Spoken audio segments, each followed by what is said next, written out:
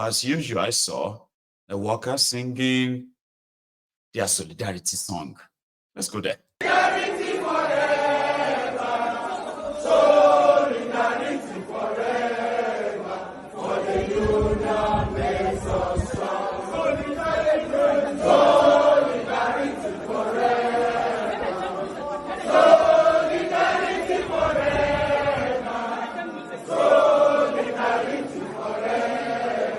For the union makes us strong. In foreign affairs. In foreign affairs. In Soweto. In foreign affairs. In Soweto. In foreign affairs. In Soweto. In foreign affairs.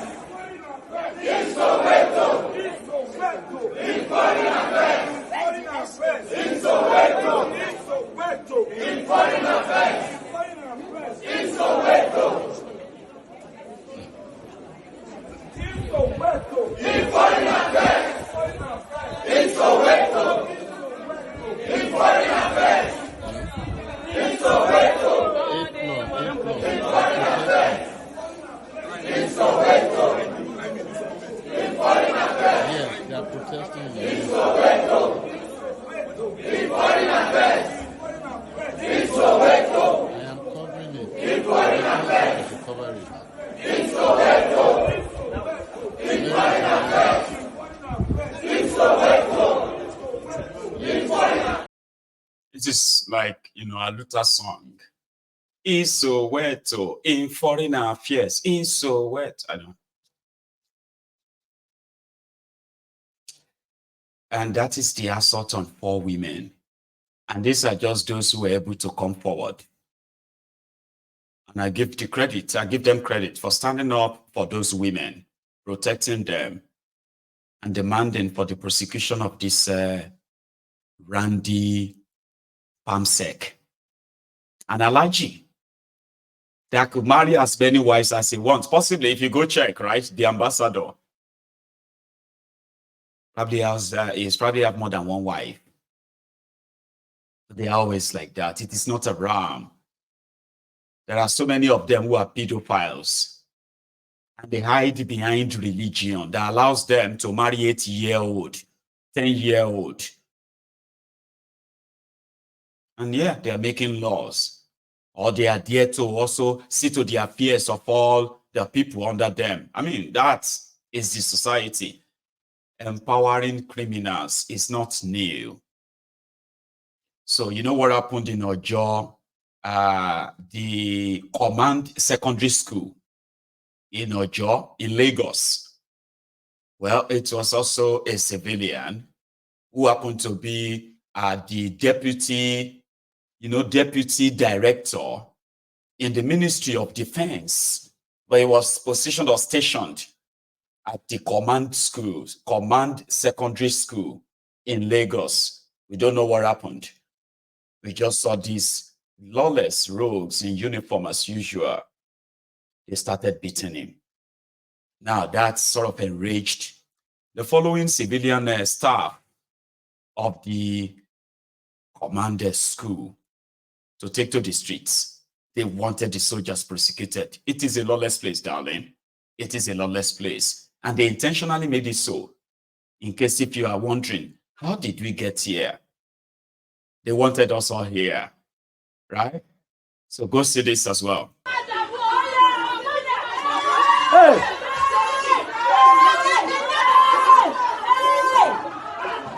Look at Bosa.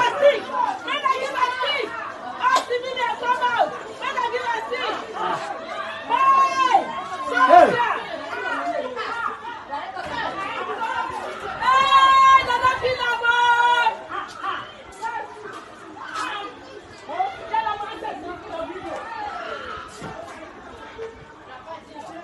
Solidarity forever, for the union makes us strong. Solidarity forever, solidarity forever, solidarity forever.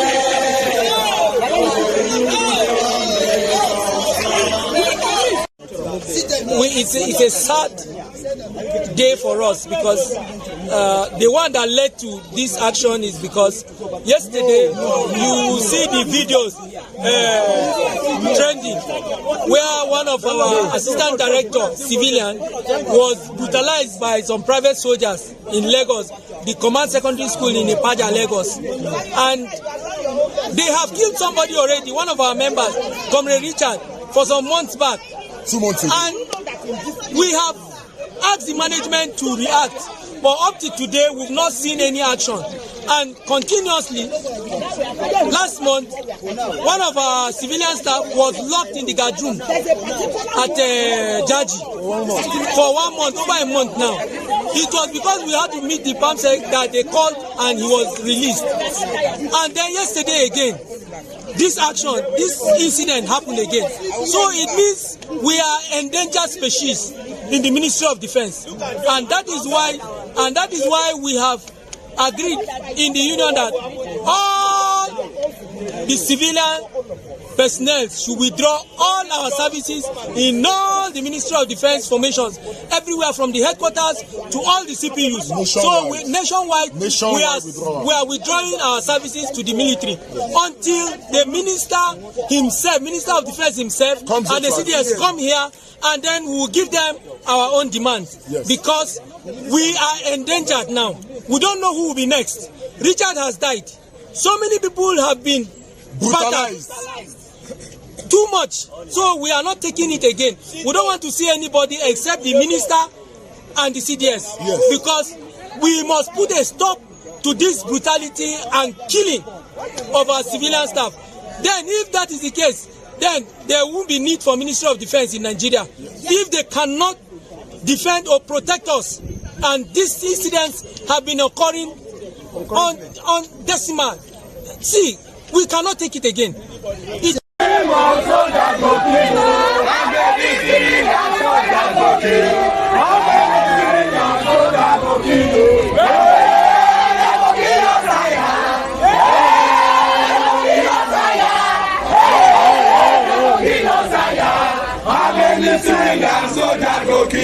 How many civilians go kill? How many civilians go kill? How many civilians go kill? How many civilians go kill? Hey, I will kill us, I will kill us, I will kill us, how many civilians go kill? 2 weeks ago, they killed Richard. They killed a child. They killed Richard. Richard, okay. Richard. They've not buried the guy, and now this one again. For how long will this continue to happen? One is still in coma. For how long will this continue to happen? Another one. They beat us. There's a copper that is working in our unit. They beat a copper recently. Last week. Was it last week? Then this one yesterday. For how long will this continue to okay, now if I get you very well, at the ministry, the officers, the soldiers at the ministry are the one maltreating civilians that are working there. Yes. Yes. Okay, so have you been reporting? We've been reporting. Nothing has been done. So this morning we want the chief of staff to come and address us this morning. Yes, for some times now, the military have been brutalizing our civilians, intimidating them, both at the headquarters here and in the various military formations. Not quite long ago, just about 2 months ago, a civilian staff was killed in Lagos by a Navy officer.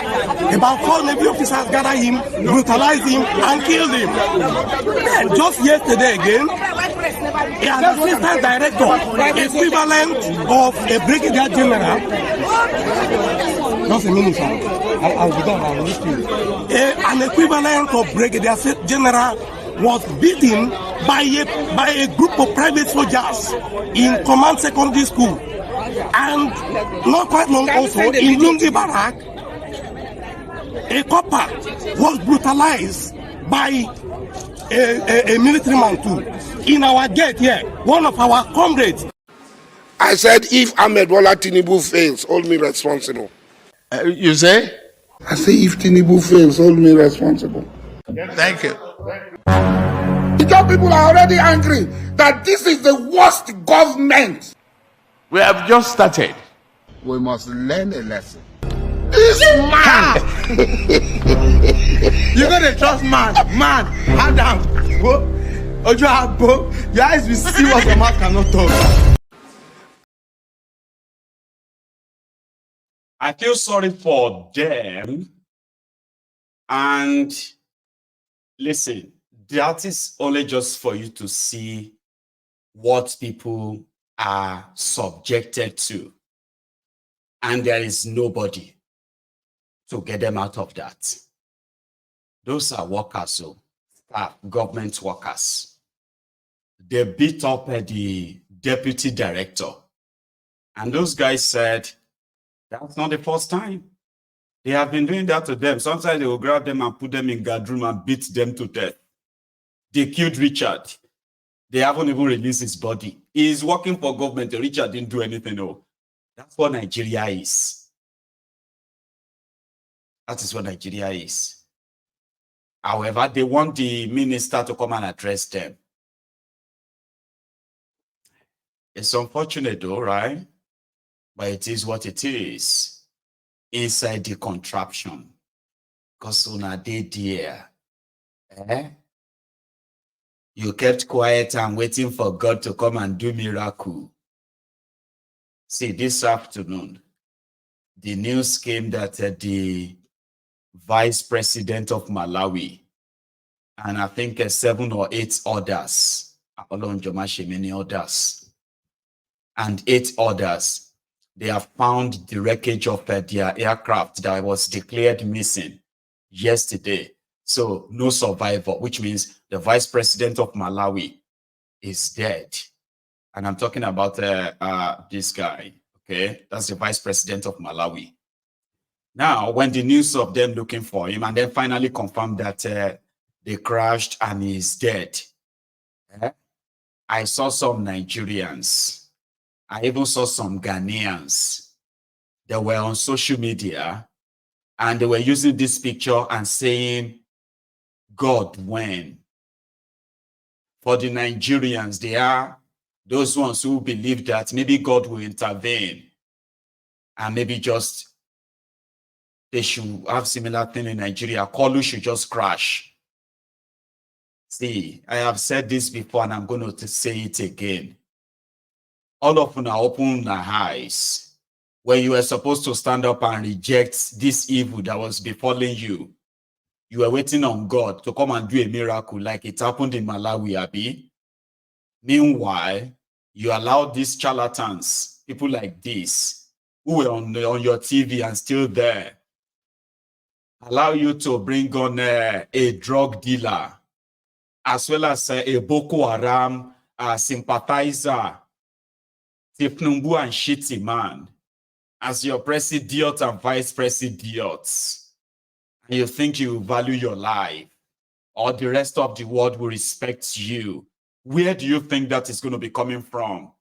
This one has somebody, Papa, somebody forged certificates. And another person went on TV. These are the characters running Nigeria now. Listen to this. Have you forgotten this? One thing Nigerians need to know is that in that certificate, because it's ceremonial, you even have the right to redesign it to your own taste. That is the truth. What is important is the transcript. Redesign it to your own taste. Absolutely. You can Google it. It's out there. They advertise it out there in the US. If you have lost your certificate, we can get it back for you. Nuisance, Lele. The people that forge certificates, where you have many other criminals as them, that kind of character. You see, you listen to that, That is the kind of people running Nigeria now. That is the kind of people that want to build Nigeria economy. Those are the characters that want to defend Nigerians. And yes, they are parading themselves everywhere. We are working to fix Nigeria. You have somebody who no go school, who no get certificate, lied about it, is your president, and you are waiting for God to come and do what? You be mumu if you think, say, your problem is over. The moment Tipnumbu is removed, or it crashed and it dies or something. Are you that slow? Are you that slow? How many years were you praying for Bokuwari? And then after it's 8 years. So some of you who are so slow, who believed that there's nothing that can be worse than Bokuwari. Nothing. No one in that Nigeria that can be worse than Bokuwari. Some of you put everything on the line, shouting this your Enyilokon, renewed shege. We were here. And now you are acting surprised. Why are you acting surprised? You elected, what do you call it? You supported Tifnumbu, a drug baron, certificate forger, to come and run your country, yeah? And you are expecting him to run it like Obama. That's a joke, right? So right now, Nigeria is a place where anything goes. A place where anything goes. And the reason is that in Nigeria, they are discussing, you see, 25 years of democracy in Nigeria. Right now, we are discussing the right of cows.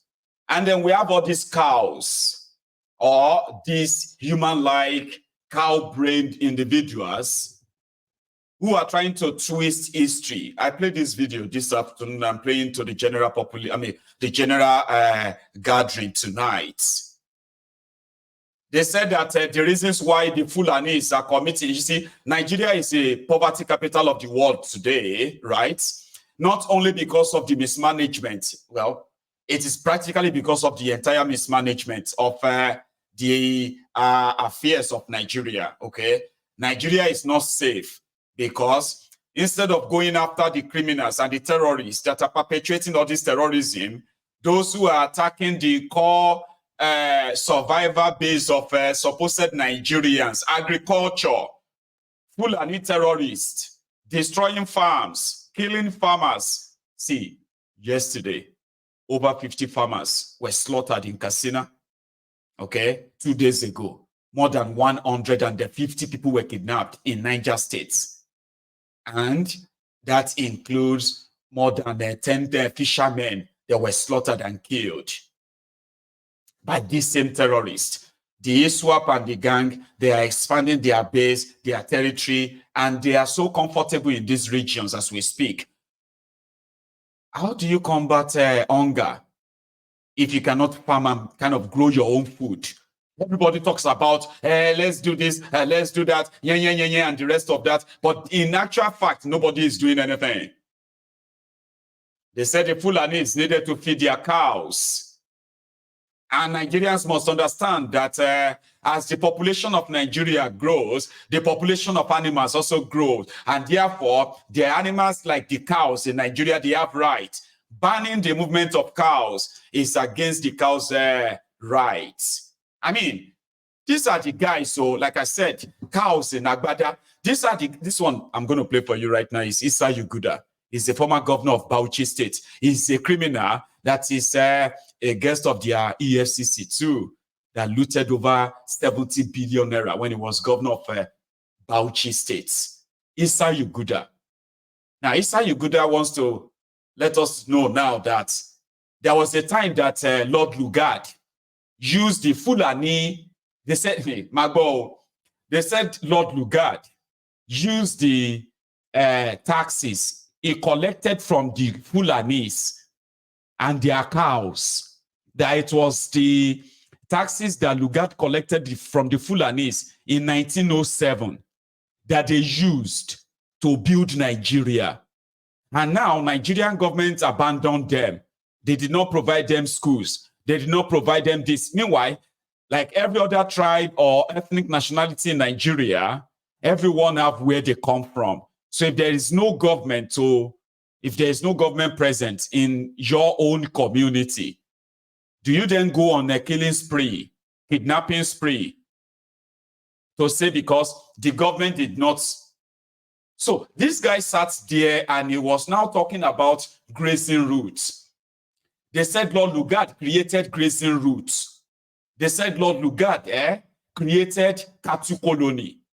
And you know, so many people have been repeating this lie too. So this afternoon, and I'm going to repeat it now, we need to start asking these criminals who have not built a single ranch to help any Fulani others anywhere in Nigeria, in northern Nigeria.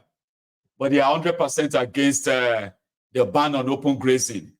If the states in Nigeria, southern Nigeria, will not give them land for ranching, then the right of the cows is being infringed upon, and it will never be allowed. Editing the constitution or amending constitution to ban the movement of cow is against the Fulanis. And that guy is yet, nobody is yet to present to us any cattle colony created by Lugard. Any, even in northern Nigeria, any single cattle colony. They said Lugard created grazing routes from Sokoto to Calabar. Can anybody tell us the road constructed by Lugard from Sokoto to Calabar? Can anybody point to a road constructed by Lugard from Borono to Lagos? The answer is zero. There is nowhere in Nigeria history that they said there was a map. Oh, nobody has given us that because it doesn't exist. But they kept saying it. Fulani have passed, they have routes that they always pass to come to southern Nigeria. Okay? And therefore, like cow gods in India, wherever their cow walked is a sacred land, and that land automatically become their own. Can you even believe that? Now listen to this mofo. I played the video this afternoon, and I'm playing it again. Kind of listen. Before you go, of course, we know the heated debate that's currently ongoing about the bill before the National Assembly concerning open grazing. I'd love to know your take and your position on it. Well, the issue of open grazing or closed grazing, this, do I say, is an afterthought? Because where were the previous Nigerian governments when the livestock that we've had since the creation of Nigeria, where have they not been seeing the livestock milling up and down? Are they not aware that the population of the animals are increasing? Or are they not aware that human beings are giving birth on a regular basis? The white man, when he came, quite all right, he established cattle routes from Sokoto to Lokoja, from Maiduguri to Oturko, and then the cattle route from those towns to Calabar or Port Harcourt is 50 meters setback on the right side of the road, 50 meters setback on the left side of the road. Because then cattle never go to the southern part of the country because tsetse fly would not allow them to live because it was not eradicated. And we see the white man also, after Lord Lugard finished the conquest of northern Nigeria in 1907, he wanted to set up a government. After setting up the government, there was no, he has to start collecting tax. And who was the first victim of taxation of the white man? It was the Fulani man. That is what they call jangling, cattle tax. And that is what started the economy of Nigeria. Because the correspondences are there in the office of the Secretary to the federal government. Any person who wants to go and have access to the records to read, let him go out there and read. You see where after collecting the revenue, you write the King of England, I have collected so from jangling. I want the balance of so for my capital and recurrent expenditure. And that is what happened until around 1914, when other sources of revenue, including tax, groundnuts, hides and skin, and others, became a source of revenue for funding government. So, and the injustice on the Fulani man started since then. And what is that injustice?